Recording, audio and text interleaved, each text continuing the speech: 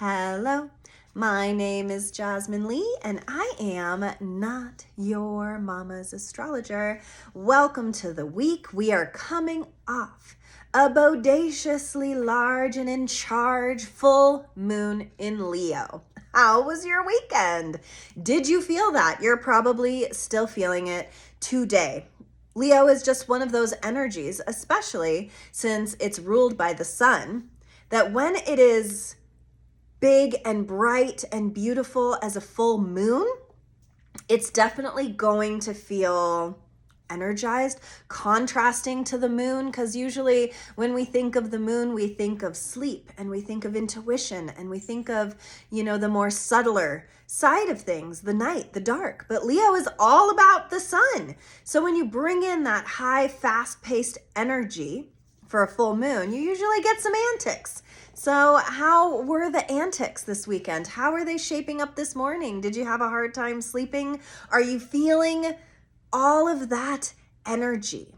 Because it was also opposing Mars, and Mars being the planet, our warrior self, it definitely lit up something inside of us. And I kind of love that going into this week because we have done so much preparation for this moment. So much has been leading up to now, right now. Now is the time. And I'll tell you, I was on a walk today and it was unseasonably warm. The sun was out and I was walking and there were birds everywhere. Birds flying, birds making noises, birds just living as if there was no tomorrow. Because, when the snow hits, when the cold comes, there isn't in the same way as when there's sunshine. And for it to be unseasonably sunny is one of those very apocalyptic feelings I can imagine maybe in birds sometimes. That in order to live more profoundly, we must take charge of the present moment. That even though it is January, and maybe it should be snowing here in Oregon, and maybe it should be colder, and maybe it should be darker, does that mean we don't take the light when it's here? And I think as our world is going into darker times, I think as everything is on the precipice of changing, because I believe that the astrology dictates it, but so does my body. And I think the birds could feel it too. And it's almost as though when you're at the precipice of something, there's fear and there's excitement, but there's still more fear. And I think that a lot of us get scared of what change could look like. And so we fight harder. And so we battle back. And so we clap back. And so we just run our mouths.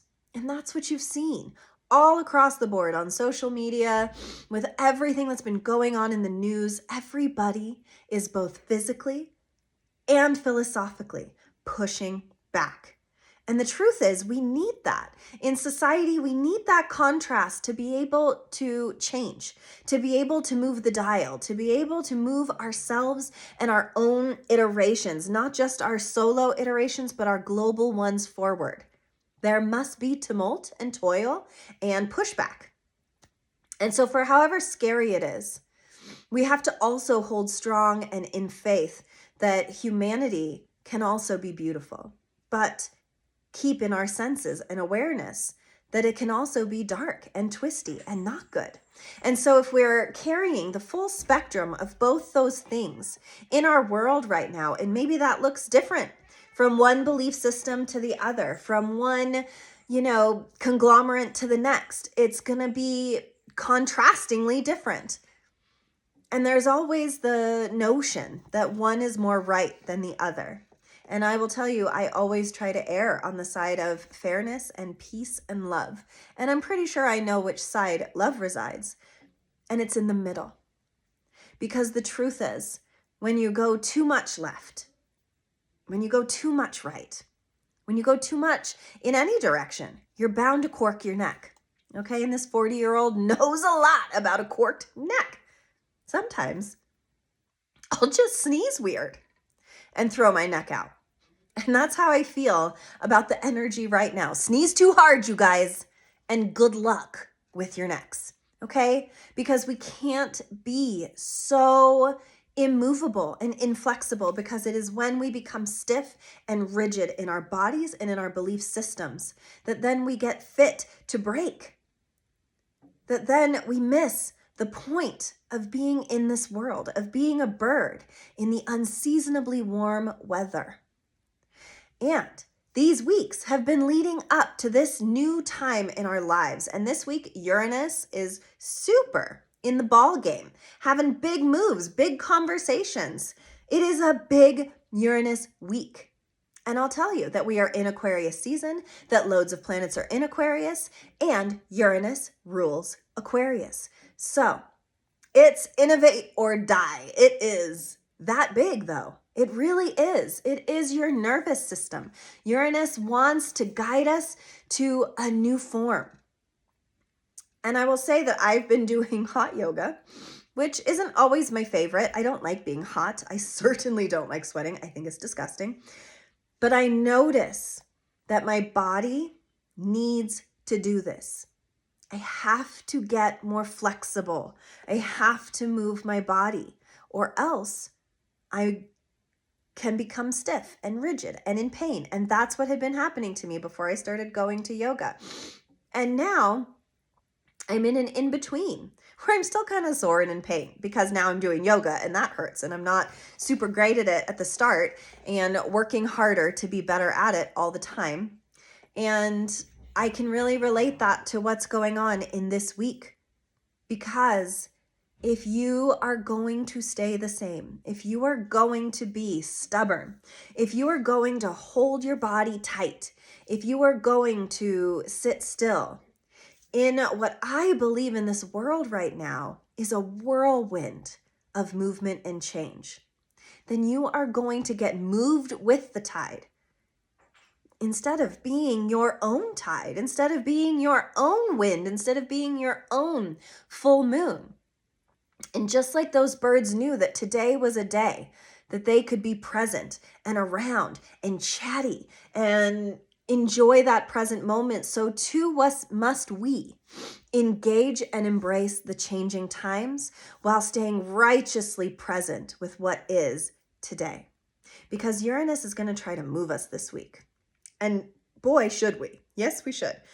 We should be willing to answer that call, to heed that little voice inside of us that says something had better start moving now. We've thought about it. All of my podcasts have been revolving around it, and February is the month of the time of let's go, of we're not just going to pontificate on it anymore. It's, are you with us? It's, are you with you? It's, are you willing?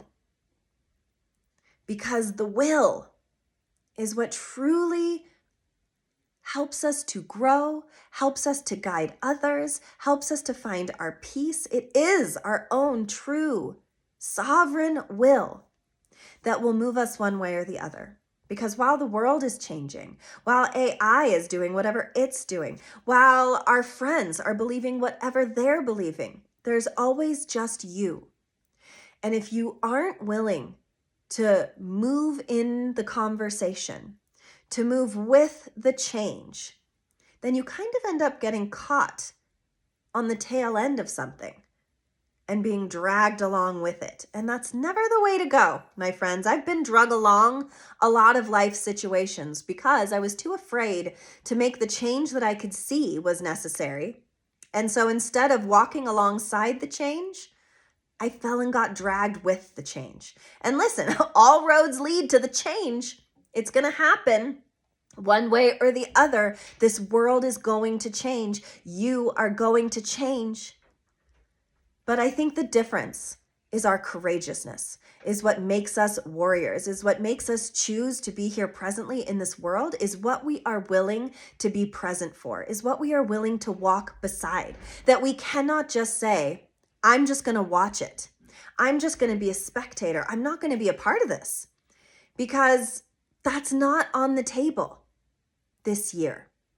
It is a fire horse year, and the Chinese New Year is February 17th.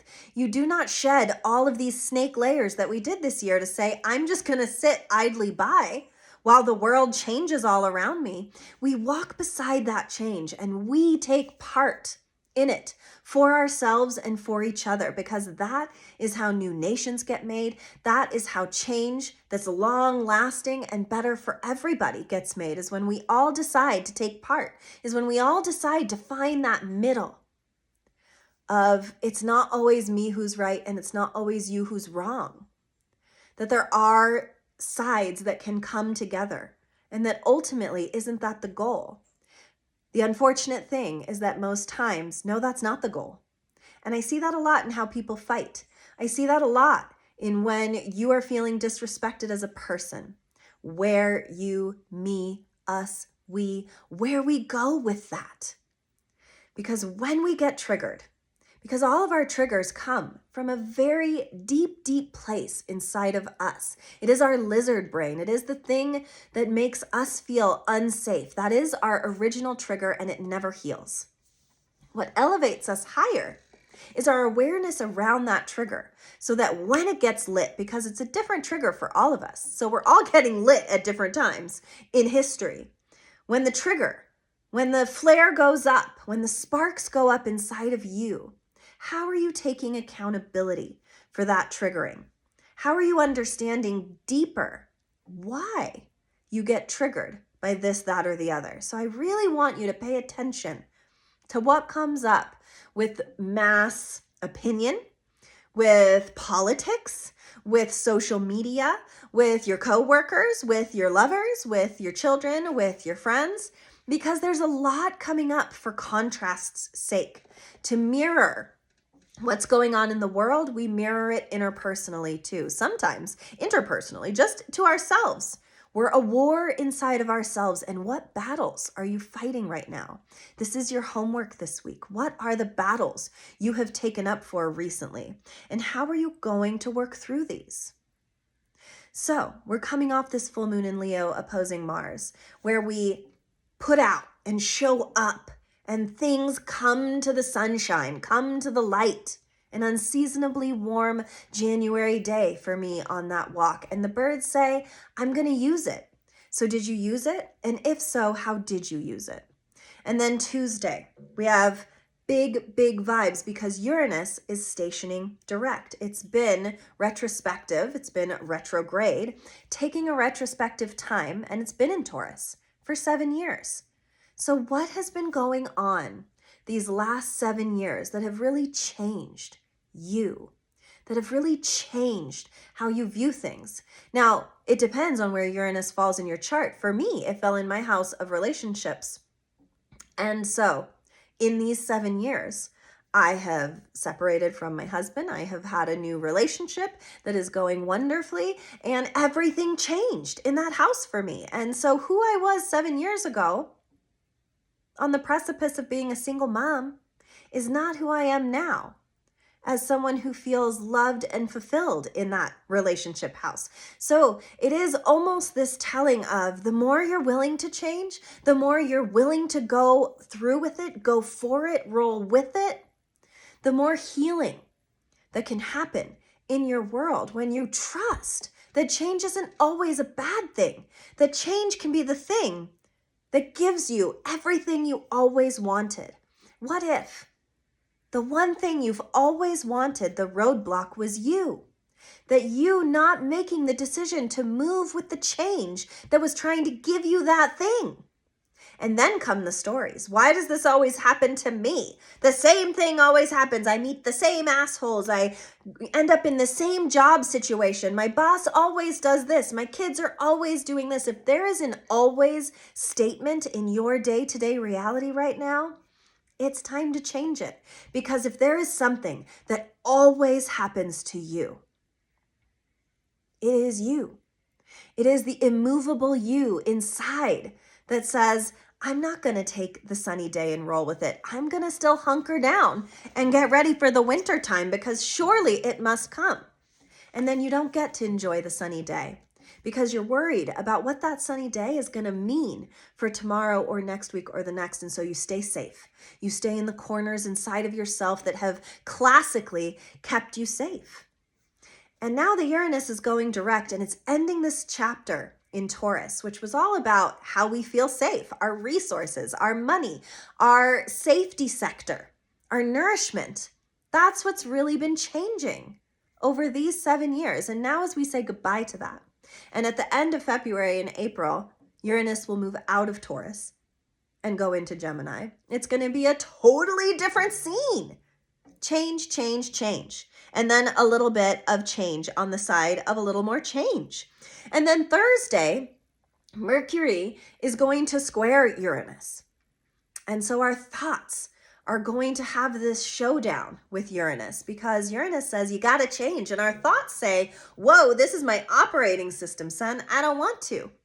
But Uranus says, it's time for an update, bitch. And if you don't update, we're just going to do it in the middle of the night while you're sleeping, just like our cell phones do to us. And then you wake up and you have like bubble lettering and you're like, what the hell is this phone?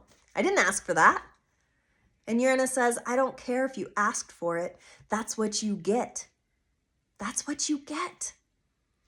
And so it is much better to just put in the fucking code and just allow the update to happen and then get curious about how your brain could think different if only you could get out of your own way. Because even when big change is on the horizon and it is scary and it feels intense, there is always something good there. There is always something on the other side of hard, and I guarantee you it's worth fighting for.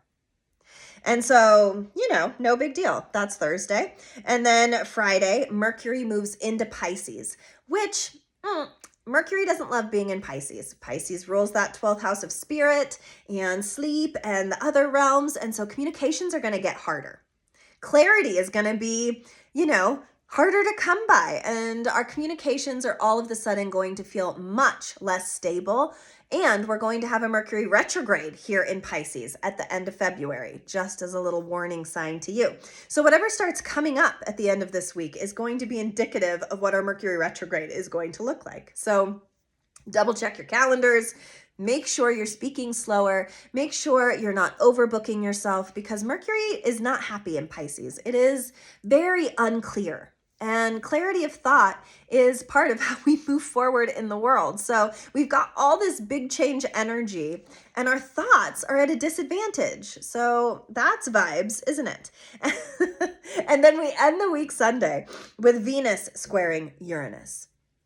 So I love that for us, because we've had this intense Mercury journey with Uranus, and then Mercury moving into Pisces and being like, wait, what?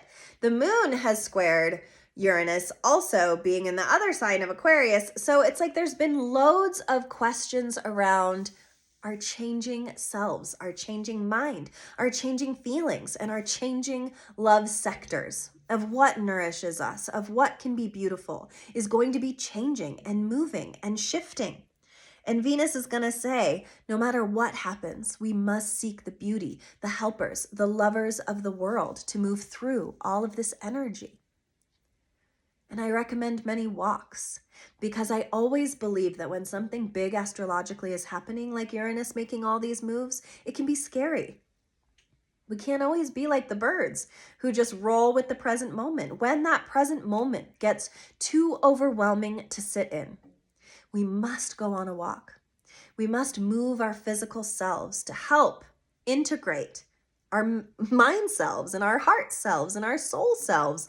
They all need to be working together. We can't use one and neglect the other. That true presence is being able to operate all of those things in one day. And so I say, we must walk and we must ponder and we must love more than we've ever loved before, because love might be harder to come by in these ever-changing, fearful times. And the card I pulled is so true. The card I pulled is flexible. How can you stay flexible? Uranus loves to innovate and change and move. But if you are an immovable thing, then you will surely break. That it is the trees that bend in the storms that withstand them.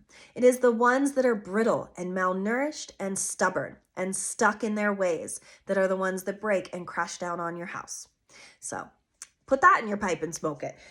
Think about sometimes the time in your life where you were the most rigid and unmoving and unwilling. And what were the consequences of that action? Because I always think hindsight's 20/20. Of course it is. But I think foresight is really powerful in understanding that the older I get, the harder things become. But I have this conditioning because of how hard things have been before, that I know I'll get through it. That if I see a path laid out in front of me, I'm a little suspicious of that path, and it's probably not my path because I don't want to be walking down anybody's pre-made supposition for me. I know that I want to be true to me, that I am mine and I am the only person that knows what I need. No one else around me. And that's the same for you too, that so far we all have gotten through what we have been able to get through. And I know you've gone through hard times because we all have. And I want you to imagine these hard times as being the thing that is building your capacity bigger and wider and further up the mountain so that you can climb further too, so that you can resist the temptation to give up because you know what's at the other side of hard things. And that's really what this week is going to show us, that it doesn't matter how ugly our world gets, how dark it can be, how politically unstable and financially unsound it can all appear. That our true stability lies in knowing that we are the advocates for ourselves and others, that we are the mirror of everything that we see in the world is a reflection that comes back to us every single time. That at the end of the day, the only person you have to go to bed with at night is yourself.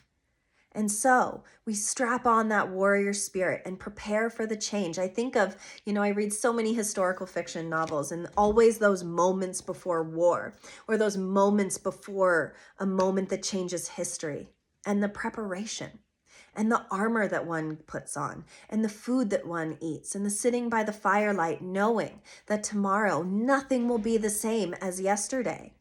What if we lived every day like that? That we were always getting ready and always preparing for a time in which everything is about to change.